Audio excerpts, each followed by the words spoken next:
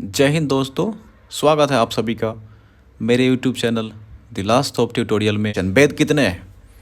Option A 2, option B 3, option C 4 and option D is 5। Time start हो गया आप सभी का। 5 4 3 2 1 समय समाप्त। इसका सही जवाब है ऑप्शन सी। तो वेद हैं 4। कौन कौन से हैं? ऋग्वेद, सामवेद, यजुर्वेद और अथर्ववेद। The Rigveda, Samaveda, Yajurveda and Atharvaveda. तो बढ़ते हैं अगले क्वेश्चन की ओर। सबसे पुराना वेद कौन सा है? ऑप्शन ए रहा आपके सामने, अथर्ववेद, यजुर्वेद, सामवेद और ऋग्वेद। समय शुरू हो गया। 5 4 3 2 1 समय समाप्त। तो आइए देखते हैं इसका सही जवाब क्या है। तो इसका सही जवाब है ऑप्शन डी, ऋग्वेद। इसके बारे में थोड़ा जान लेते हैं और जानकारी इकट्ठा कर लेते हैं। तो ये रहा आपके स्क्रीन के ऊपर। सबसे पुराना वेद है ऋग्वेद। ये लगभग 3500 वर्ष पूर्व की रचना है। Compose about 3500 years ago.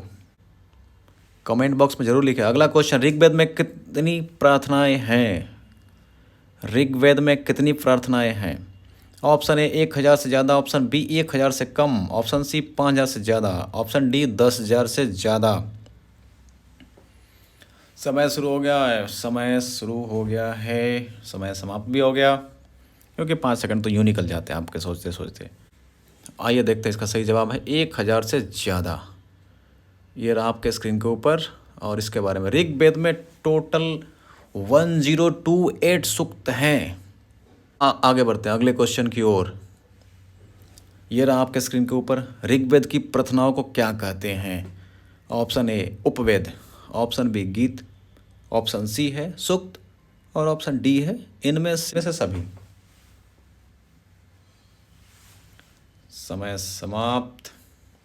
तो इसका आंसर है ऑप्शन सी सूक्त। ऋग्वेद की प्रार्थनाओं को सूक्त कहते हैं। सूक्त का मतलब अच्छी तरह से बोला गया, सूक्त और वेल सेड। बढ़ते हैं अगले क्वेश्चन की ओर। ये रहा आपके स्क्रीन के ऊपर। ऋग्वेद में सूक्त किसके स्तुति में रचे गए हैं? ऑप्शन ए देवी देवताओं के, ऑप्शन बी ऋषि मुनियों के, ऑप्शन सी ए और बी दोनों, ऑप्शन डी इनमें से कोई नहीं। समय शुरू। 5 4 3 2 1 समय समाप्त। इसका सही जवाब ऑप्शन ए, देवी देवताओं के स्तुति में रचे गए हैं ऋग्वेद के सूक्त। जान लेते हैं इसके बारे में और। ऋग्वेद में सूक्त देवी देवताओं के स्तुति में रचे गए हैं। अगला क्वेश्चन आपके स्क्रीन के ऊपर। ऋग्वेद की सूक्तियों में किन 3 महत्वपूर्ण देवताओं के बारे में वर्णन है? ऋग्वेद की सूक्तियों में किन 3 महत्वपूर्ण देवताओं के बारे में वर्णन है? पहला ब्रह्मा, विष्णु और महेश। बी में है, ऑप्शन बी में यम, शिव और वरुण। ऑप्शन सी अग्नि, इंद्र और सोम। ऑप्शन डी सूर्य, शिव और विष्णु। समय शुरू। 5 4 3 2 1 का सही जवाब है ऑप्शन, क्या लगता है आपको? इसका सही जवाब है ऑप्शन सी, अग्नि, इंद्र और सोम। ऋग्वेद की सूक्तियों में 3 महत्वपूर्ण देवताओं अग्नि, इंद्र और सोम के बारे में वर्णन है। अब आग का देवता को क्या कहते हैं? अग्नि। युद्ध के देवता को क्या कहते हैं? इंद्र। और सोम क्या है? सोम एक पौधा है जिससे खास पेय बनाया जाता है। अगला क्वेश्चन ये रहा आपके स्क्रीन के ऊपर। वैदिक प्रार्थनाओं की रचना किसने की थी?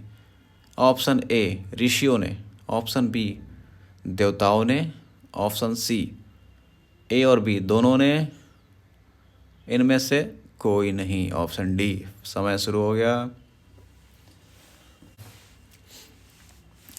तो वैदिक प्रार्थनाओं की रचना किसने की थी? ऋषियों ने की थी वैदिक प्रार्थनाओं की रचना।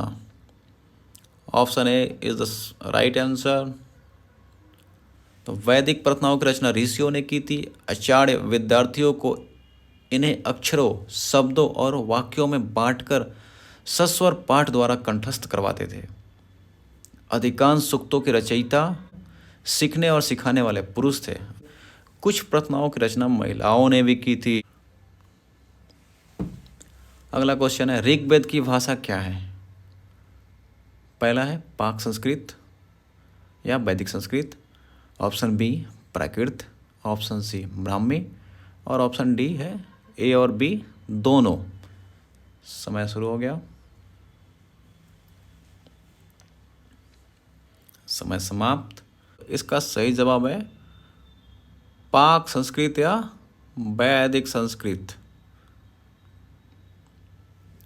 ऋग्वेद की भाषा पाक संस्कृत या वैदिक संस्कृत, हम जो स्कूल में पढ़ते हैं उस संस्कृत से क्या है, ये अलग है। अगला क्वेश्चन आपके स्क्रीन के ऊपर, संस्कृत भाषा किस भाषा परिवार का हिस्सा? बहुत ही इंपॉर्टेंट क्वेश्चन। ऑप्शन है भारोपीय, option B Tibbat Burma, option C Dravid भाषा और ऑप्शन डी में ऑस्ट्रो एशियाटिक भाषा परिवार। तो समय हुआ समाप्त। तो यह है संस्कृत भाषा है भारोपीय भाषा परिवार का हिस्सा। Option A is the right answer. Sanskrit भाषा परिवार, संस्कृत भाषा भारोपीय भाषा परिवार का हिस्सा है। भारोपीय का मतलब है भारत और यूरोपीय। भारोपीय भाषा परिवार में कौन कौन से आते हैं? भारत से असमिया, गुजराती, हिंदी, कश्मीरी और सिंधी। एशियाई भाषाएं इसमें हैं जैसे फारसी। और यूरोप से कौन कौन सी भाषाएं भारोपीय में हैं? तो यूरोप से है अंग्रेजी, फ्रांसीसी, जर्मन, इतालवी और स्पेनिश। और इसके अलावा भी और भाषाएं हैं जो भारोपीय भाषा परिवार का हिस्सा है। भाषा परिवार क्यों कहा जाता है? क्योंकि आरंभ में उनमें कई शब्द एक जैसे थे, जैसे मात्र। मात्र जो है संस्कृत का वर्ड है और इसे माँ, इसका हिंदी होता है माँ, हिंदी में इसे माँ कहते हैं। और मदर जो कि अंग्रेजी में है। अगला क्वेश्चन आपके स्क्रीन के ऊपर, पूर्वोत्तर प्रदेशों में किस भाषा परिवार की भाषाएं बोली जाती? बहुत ही इम्पोर्टेंट क्वेश्चन। पहला ऑप्शन है तिब्बत बर्मा परिवार की भाषा, ऑप्शन बी भारोपीय, सी द्रविड़ भाषा, डी है ऑस्ट्रो एशियाटिक। तो देखते हैं इसका सही जवाब है। इसका सही जवाब है ऑप्शन ए। आइए चेक करते हैं। Option A is the right answer. Tibet Burma परिवार की भाषाएं। पूर्वोत्तर प्रदेशों में तिब्बत वर्मा भाषा परिवार की भाषाएं बोली जाती है। इसका नाम इस परिवार की दो सबसे ज़्यादा बोली जाने वाली भाषाओं पर रखा गया है। तिब्बती भाषा जो 80 लाख से अधिक लोग बोलते हैं और बर्मी भाषा जो 3.2 करोड़ से अधिक लोग बोलते हैं। यह भाषा परिवार चीनी तिब्बती भाषा परिवार की एक उपशाखा है, लेकिन चीनी भाषा और इन भाषाओं में बहुत अंतर है। अगला क्वेश्चन ये रहा आपके स्क्रीन के ऊपर, द्रविड़ भाषा परिवार की भाषाएं कौन कौन सी हैं?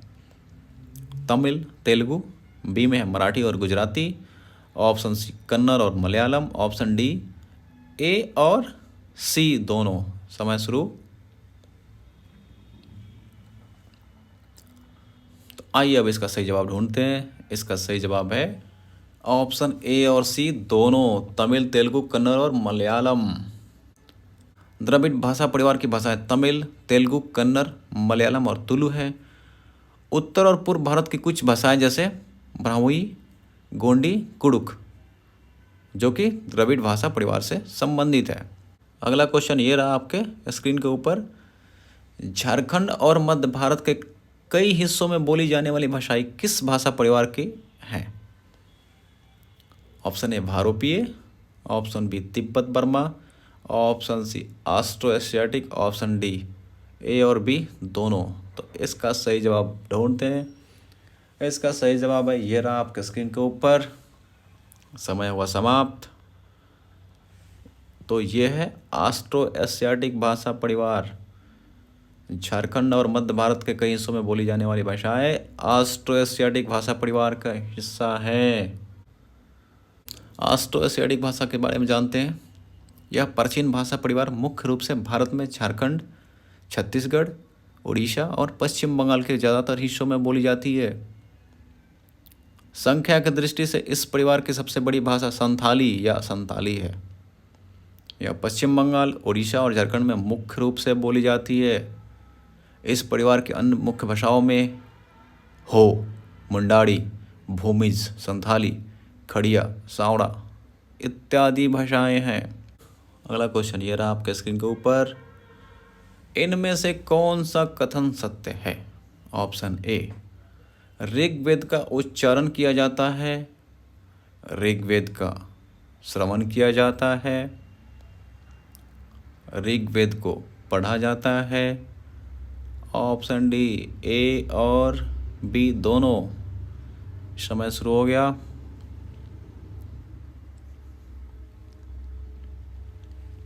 तो इसका सही जवाब है ऑप्शन ए और बी दोनों। तो ऋग्वेद का उच्चारण कहता है और श्रवण किया जाता है, ना कि पढ़ा जाता है। अगले क्वेश्चन आपके स्क्रीन के ऊपर। ऋग्वेद की छपाई का कार्य कब हुआ? तो लगभग 200 साल पहले। ऑप्शन बी है लगभग 600 साल पहले। ऑप्शन डी लगभग 1200 साल पहले। ऑप्शन डी लगभग 1000 साल पहले। समय शुरू, समय समाप्त। तो इसका सही जवाब है, ये रहा स्क्रीन के ऊपर, लगभग 200 साल पहले ऋग्वेद की छपाई का कार्य शुरू हुआ था। अगला क्वेश्चन, ऋग्वेद में किस ऋषि ने देवियों के रूप में पूजी 2 नदियों, बहुत ही इंपॉर्टेंट क्वेश्चन, व्यास और सतलुज से संवाद किया है? 2 नदियां कौन कौन सी हैं? व्यास और सतलुज। ऑप्शन ए रहा कश्यप, ऑप्शन बी रहा भारद्वाज, ऑप्शन सी अत्रि और ऑप्शन डी है विश्वामित्र। उम्मीद है आप सभी को इसका आंसर पता होगा। बहुत ही सिंपल क्वेश्चन है बट बहुत ही इंपॉर्टेंट क्वेश्चन है। तो इसका आंसर है ऑप्शन डी। ये रहा स्क्रीन के ऊपर। अगला क्वेश्चन, ऋग्वेद में ऋषि विश्वामित्र ने किन 2 नदियों से संवाद किया है? अभी आप लोगों ने क्वेश्चन प्रीवियस आया था। तो ऑप्शन ये है मंदाकिनी और अलकनंदा, ऑप्शन बी अलकनंदा और भागीरथी, ऑप्शन सी गंगा और यमुना, ऑप्शन डी व्यास और सतलुज। तो इसका सही जवाब है ऑप्शन डी, व्यास और सतलुज। अगला क्वेश्चन आपका स्क्रीन के ऊपर। ऋग्वेद की पांडुलिपि का एक पन्ना भुर्ज पेड़ की छाल पर लिखी हुई कहाँ मिली थी?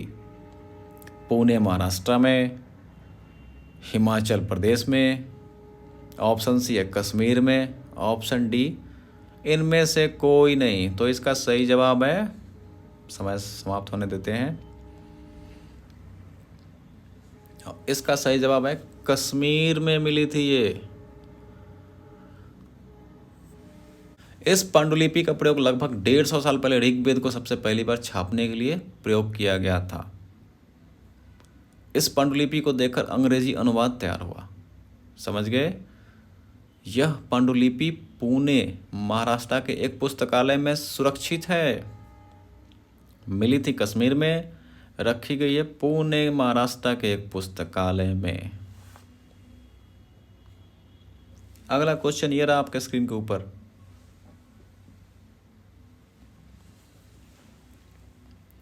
विश्वामित्र ने नदियों की तुलना किससे की है? ऑप्शन ए घोड़ों और गायों से, ऑप्शन बी घोड़ों और हाथियों से, ऑप्शन सी गाय और बछड़ों से, ऑप्शन डी इनमें से कोई नहीं। इसका सही जवाब है घोड़ों और गायों से। Option A is the right answer. इतिहासकार यह सुझाते हैं कि जिस समाज में ऋषि रहते थे वहाँ घोड़ों और गायों की बहुत महत्व दिया जाता था। घोड़ों और गायों को बहुत महत्व दिया जाता था, इसलिए नदियों की तुलना घोड़ों और गायों से की गई है। ऋग्वेद की प्रार्थनाओं में सबसे ज़्यादा किस नदी का उल्लेख है? तो सबसे ज़्यादा किस नदी का उल्लेख है? बहुत ही इंपॉर्टेंट क्वेश्चन है। पहला ऑप्शन है सिंधु, ऑप्शन बी गंगा, सी सतलुज, ऑप्शन डी व्यास। मेरा मानना है कि ऑप्शन ए होना चाहिए। आइए देखते हैं इसका सही जवाब क्या है। इसका सही जवाब है ऑप्शन ए सिंधु। ऋग्वेद में कुल 25 नदियों का उल्लेख है, जिनमें सबसे ज़्यादा उल्लेख सिंधु नदी का है, जिसका वर्णन कई बार आया है। सरस्वती सबसे पवित्र नदी है।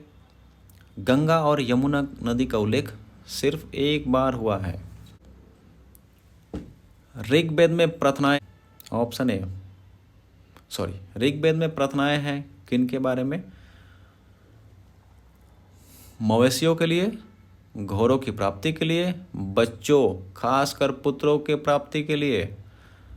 ऑप्शन डी है इनमें से सभी। तो इसका सही जवाब है ऑप्शन डी, इनमें से सभी। तो आइए बढ़ते हैं अगले क्वेश्चन की ओर। अगला क्वेश्चन ये रहा आपके स्क्रीन के ऊपर। ऋग्वेद में लड़ाइयाँ किस लिए लड़ी जाती थी? ऑप्शन ए, मवेशियों को जीतने के लिए या चारागाह के लिए। ऑप्शन ए, मवेशियों को जीतने के लिए, चारागाह के लिए। ऑप्शन बी, जमीन के लिए जो अच्छे फसल दे। ऑप्शन सी, कुछ लड़ाइयाँ पानी के स्रोत के लिए भी और लोगों को बंदी बनाने के लिए। ऑप्शन डी, इनमें से सभी। तो इसका सही जवाब है ऑप्शन डी, इनमें से सभी।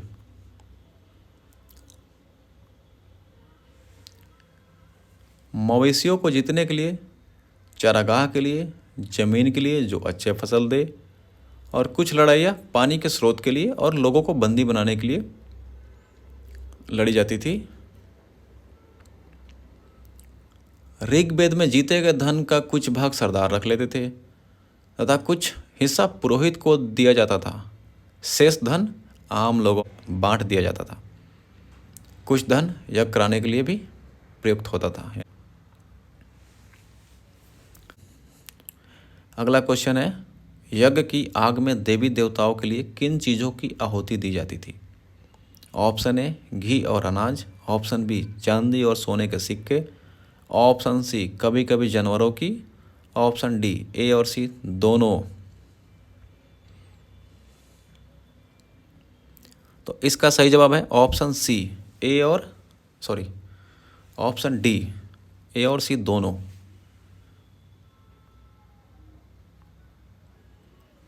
अगला क्वेश्चन आपके सामने, ऋग्वेद में लोगों का वर्गीकरण किस आधार पर किया गया है?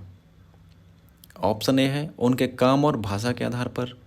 ऑप्शन बी है उनके परिवार या समुदाय के आधार पर। ऑप्शन सी है निवास स्थान या सांस्कृतिक परंपरा के आधार पे। ऑप्शन डी है इनमें से सभी।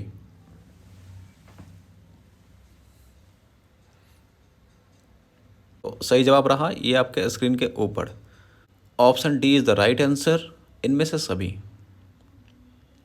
ऋग्वेद में लोगों का वर्गीकरण उनके काम, भाषा, परिवार या समुदाय और निवास स्थान या सांस्कृतिक परंपरा के आधार पर किया जाता रहा है। बढ़ते हैं अगले क्वेश्चन की ओर।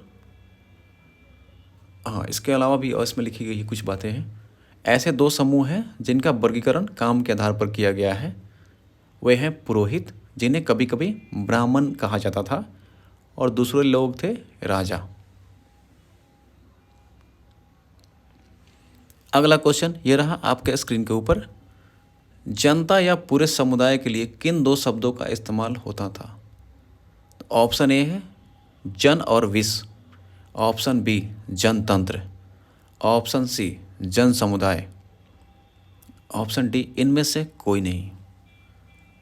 तो इसका सही जवाब है, समय हुआ समाप्त, option A is the right answer.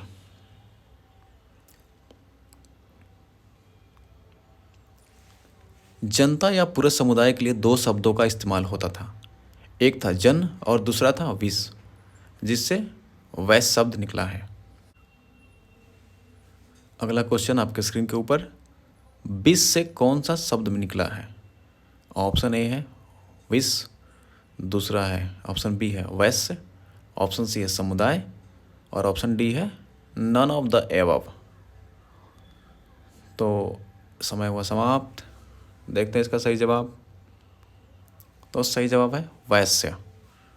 विस से वैश्य निकला है।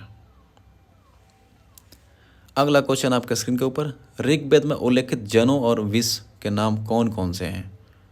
तो पहला ऑप्शन है भरतजन या विष, ऑप्शन बी पुरुजन या विष, ऑप्शन सी यदुजन या विष, option D all of the above. तो इसका सही जवाब है option D, all of the above.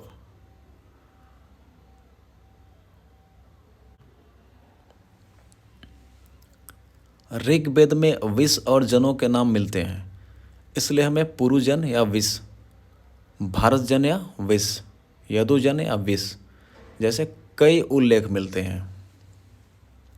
आगे बढ़ते हैं। अगला प्रश्न आपके स्क्रीन के ऊपर।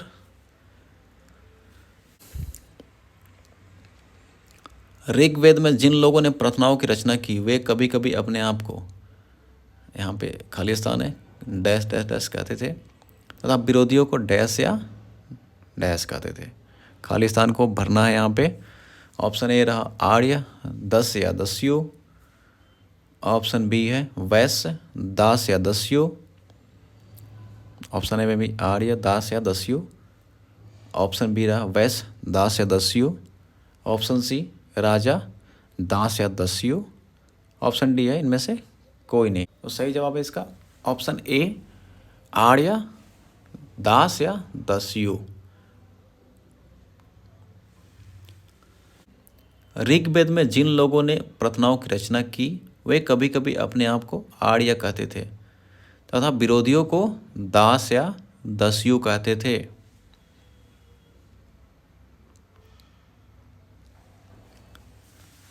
अगला क्वेश्चन ये रहा, दस्यु कौन लोग थे? ऑप्शन ए जो यज्ञ नहीं करते थे, ऑप्शन बी शायद दूसरी भाषाएं बोलते थे, ऑप्शन सी दास वे पुरुष होते थे जिन्हें युद्ध में बंदी बनाया जाता था और उन्हें मालिक की जायदाद माना जाता था और उनसे मनमानी काम करवाया जाता था। ऑप्शन डी है ऑल ऑफ द अबव। दस्यु वे लोग थे जो यज्ञ नहीं करते थे, दूसरी भाषाएं बोलते थे, दास वे पुरुष थे जिन्हें युद्ध में बंदी बनाया जाता था, मालिक की जायदाद माना जाता था और उनसे मनमानी काम कराया जाता था। तो दस्यु वे लोग थे जो यज्ञ नहीं करते थे और शायद दूसरी भाषाएं बोलते थे। बाद के समय में दास, जो कि जिसका स्त्रीलिंग है दासी, तो दास शब्द का मतलब गुलाम हो गया। दास वे स्त्री पुरुष होते थे जिन्हें युद्ध में बंदी बनाया जाता था और उन्हें मालिक की जायदाद माना जाता था और उनसे मनमानी काम कराया जाता था। अगला क्वेश्चन ये रहा, महापाषाण कब्रें बनाने की प्रथा कब शुरू हुई? लगभग 12,000 साल पहले, लगभग 2500 साल पहले, लगभग 3,000 साल पहले, और ऑप्शन डी है इनमें से कोई नहीं। इसका सही जवाब है लगभग 3,000 साल पहले। इसके बारे में और जान लेते हैं, महापाषाण कब्रें के बारे में। यह शिलाखंड महापाषाण, महा मतलब बड़ा और पाषाण मतलब पत्थर, यह शिलाखंड महापाषाण नाम से जाने जाते थे। ये पत्थर दफन करने की जगह पर लोगों द्वारा बड़े कड़ीने से लगाए जाते थे। महापाषाण कब्रें बनाने की प्रथा लगभग 3,000 साल पहले शुरू हुई। यह प्रथा दक्कन, दक्षिण भारत, उत्तर पूर्वी भारत और कश्मीर में प्रचलित थी। आगे बढ़ते हैं अगले क्वेश्चन की ओर। अगला क्वेश्चन ये रहा, महापाषाण कब्रों की प्रथा कहाँ प्रचलित थी? दक्कन और दक्षिण भारत में, ऑप्शन बी है उत्तर पूर्वी भारत में, ऑप्शन सी कश्मीर में, ऑप्शन डी इनमें से सभी। तो इसका तो सिंपल जवाब हो गया क्योंकि लास्ट क्वेश्चन भी इसी से रिलेटेड था और आप सभी जान रहे हो कि कहाँ महापाषाण कब्रों की प्रथा कहाँ पर चली थी। तो ऑप्शन डी हो गया ऑल ऑफ द अबव। अगला क्वेश्चन ये रहा, कुछ महापाषाण को ताबूत, उसके बाद डैश डैश डैश कहा जाता था, खाली स्थान है। ऑप्शन सावधान शिष्ट, option B porthole, option C A और बी दोनों, ऑप्शन डी इनमें से सभी। तो इसका सही जवाब है ऑप्शन ए सावधान शिष्ट, यानी कुछ महापाषाण को ताबूत सावधान शिष्ट कहा जाता था। शिष्ट में एक पोर्ट होल बड़ा सुराख होती थी जो शायद पत्थरों से बने हुए कमरे में जाने का रास्ता था। अगला क्वेश्चन ये रहा आपके स्क्रीन के ऊपर, महापाषाण कब्रों में मृतकों के साथ क्या क्या दफनाया जाता था। इसमें पत्थर लिख दिया एक्स्ट्रा। तो ऑप्शन है खास किस्म के मिट्टी के बर्तन जिन्हें काले लाल मिट्टी के बर्तनों ब्लैक एंड रेड वेयर के नाम से जाना जाता था। ऑप्शन बी लोहे के औजार हथियार और सामान। ऑप्शन सी घोड़ों के कंकाल और सोने के गहने। ऑप्शन डी है इनमें से सभी। तो इसका हो जाएगा उत्तर इनमें से सभी। इन कब्रों में मृतकों को खास किस्म के मिट्टी के बर्तनों के साथ दफनाया जाता था जिसे काले लाल मिट्टी के बर्तनों ब्लैक एंड रेड वेयर के नाम से जाना जाता था। इनके साथ ही मिले हैं लोहे के औजार और हथियार, कुल्हाड़ियाँ, कटार, घोड़ों के कंकाल और सामान तथा पत्थर एवं सोने के गहने भी मिले हैं। तो आप समझ गए होंगे कि महापाषाण कब्रों में मृतकों के साथ सारी सुख सुविधाएं दी जाती थी।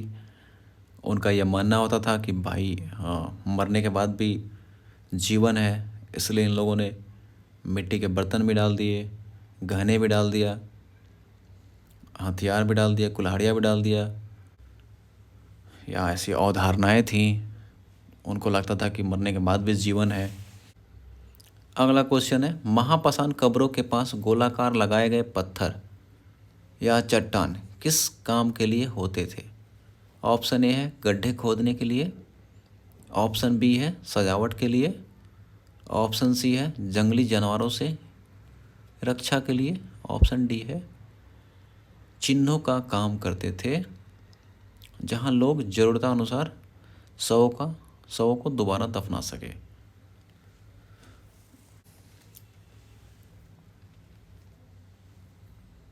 तो महापाषाण कब्रों के पास गोलाकार लगाए गए पत्थर का काम था चिन्हों का काम। Option D is the right answer. गोलाकार लगाए गए पत्थर या चट्टान चिन्हों का काम करते थे जहां लोग अपने ज़रूरत के अनुसार शवों को दोबारा दफनाए। इनाम गांव कहाँ है। इनाम गांव है ऑप्शन ए पुणे महाराष्ट्र, भीमा की सहायक नदी घोर के दाहिने किनारे पे बसा है, कश्मीर में झेलम नदी के किनारे, ऑप्शन सी है कश्मीर में रावी नदी के किनारे, ऑप्शन डी इनमें से कोई नहीं। तो इनाम गांव है हमारा, इसका सही जवाब है ए पुणे महाराष्ट्र। भीमा की सहायक नदी घोर के दाहिने किनारे पे बसा है इनाम गांव। अगला क्वेश्चन इनाम गांव में लोग कब रहते थे। ऑप्शन ए लगभग 3600 से 2700 साल पहले, ऑप्शन बी 2500 साल पहले, ऑप्शन सी 2000 साल पहले। इनमें से कोई नहीं, ऑप्शन डी।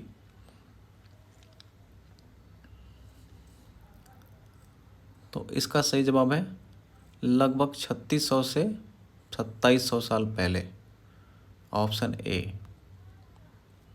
इनाम गांव पुणे महाराष्ट्र भीमा की सहायक नदी घोड़ के किनारे दाहिनी किनारे पे बसा है। यहाँ लोग लगभग 3600 से 2700 साल पहले रहते थे। भीमा की सहायक नदी कौन सी है। तो भीमा की सहायक नदी तो अभी ऑप्शन आ गया था, आंसर आ गया था। और इसका सही जवाब तो अभी प्रीवियस क्वेश्चन में आप लोगों ने देखा होगा। तो भीमा की सहायक नदी है option D is the right answer घोर। अब यहाँ पे आगे ब्लैक एंड रेड वेयर मतलब काले और लाल मिट्टी के बर्तन। अगला क्वेश्चन कंकाल का लिंग पहचानने का सबसे बेहतर तरीका क्या है। ऑप्शन ए कंकालों के साथ मिले सामानों के आधार पर, ऑप्शन बी उसकी हड्डियों की जांच करना है, ऑप्शन सी आभूषणों से, option D all of the above. तो इसका तो सही जवाब है ऑप्शन बी, उसकी हड्डियों की जांच करनी होती है। इसके बारे में जान लेते हैं। कंकाल का लिंग पहचाना कैसे करते हैं? इसके साथ मिले सामानों से, जैसे अगर कंकाल के साथ गहने मिले हो तो अंदाज़ा लगा सकते हैं, लेकिन इसमें समस्या ये है कि पुरुष भी आभूषण पहनते थे भाई। तो सबसे बेहतर तरीका जो है कंकाल की हड्डियों की जांच करना है। हड्डियों से पता करना है कि ये महिलाएं थीं या पुरुष थे। महिलाओं बच्चों को जन्म देती है, इसलिए उनका कटी प्रदेश या कुल्ला जो कहते हैं पुरुषों से ज़्यादा बड़ा होता था। तो हम इससे आसानी से पता कर सकते हैं जिनका कटी प्रदेश या कुल्ला ज़्यादा बड़ा है तो महिलाएं थीं, उनका जो कंकाल था वो महिलाओं का था, और जो जिनकी कटी प्रदेश या कुल्ला छोटे थे वो पुरुषों के थे। बढ़ते हैं अगले क्वेश्चन की ओर। चरक कौन थे? ऑप्शन ए प्रसिद्ध वैद्य थे लगभग 2000 साल पहले, ऑप्शन बी प्रसिद्ध इतिहासकार थे, ऑप्शन सी कवि, ऑप्शन डी सभी, इनमें से सभी। समय समाप्त हुआ, देखते हैं। चरक एक प्रसिद्ध वैद्य थे। लगभग 2000 साल पहले चरक ने चिकित्सा शास्त्र पर चरक संहिता नामक किताब लिखी है। चरक के अनुसार मानव शरीर में 360 हड्डियां थी। संभवतः चरक ने दांतों, हड्डियों के जोड़ और कार्टिलेज को भी अपनी गिनती में काउंट कर रखा था। चरक ने चिकित्सा शास्त्र पे कौन सी किताब लिखी है? Option A Charak Samhita, option B Charak Samvad, option सी चरक सूत्र, ऑप्शन डी इनमें से सभी। तो ये है ऑप्शन ए चरक संहिता। चरक के अनुसार मानव शरीर में कितनी हड्डियां हैं?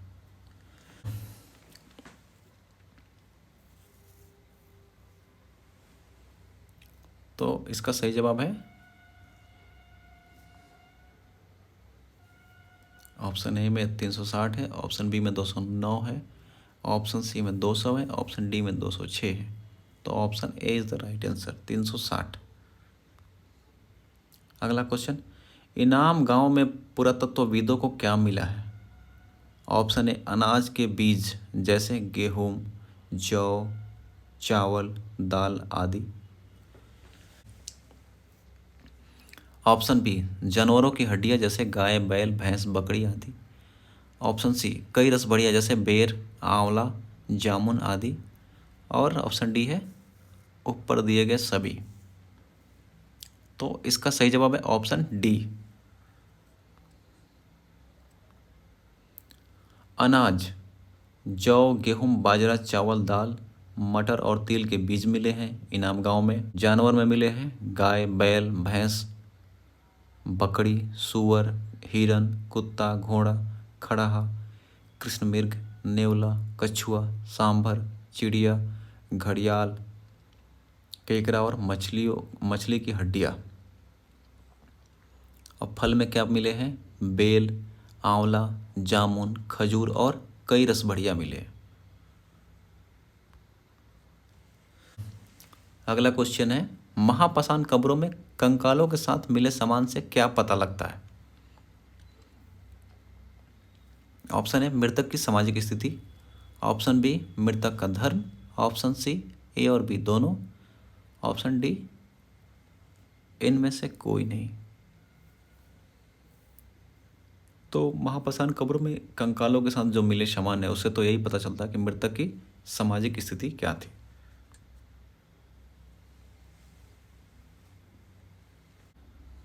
अगला क्वेश्चन, भविष्यवाणी करने के लिए जानवरों की हड्डियों पर लेखन कला के सबसे पुराने उदाहरण कहाँ मिले हैं और ये कब के हैं? ऑप्शन ए गुजरात में लगभग 2500 साल पहले। ऑप्शन बी वर्तमान कश्मीर में लगभग 2000 साल पहले।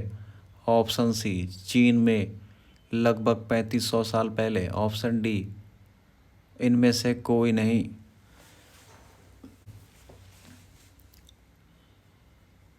तो इसका सही जवाब है ऑप्शन सी, चीन में लगभग 3500 साल पहले। चीन में लगभग 3500 साल पहले जानवरों की हड्डियों पर लिखे जाने के सबूत मिले हैं।